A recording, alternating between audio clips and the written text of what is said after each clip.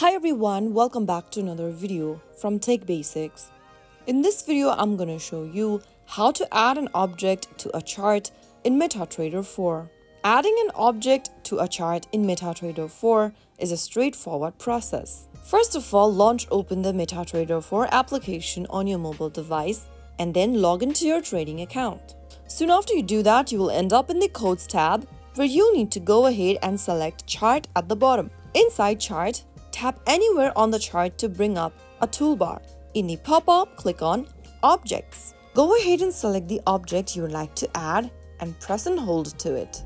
You will then be able to add the object to the chart at the top right. Now go ahead and tap and drag the object around the chart, and you have now added the object to your chart. You can now go ahead and modify your object. Press and hold to the object and click on Properties, and then you can modify the settings or properties. Now you can choose the color that stands out on your chart, adjust line thickness or style, modify the parameters of the object, its visualization and style. Once you add the objects in MetaTrader 4 charts, it'll allow traders to mark specific area on the chart, identify trends, and predict price movements.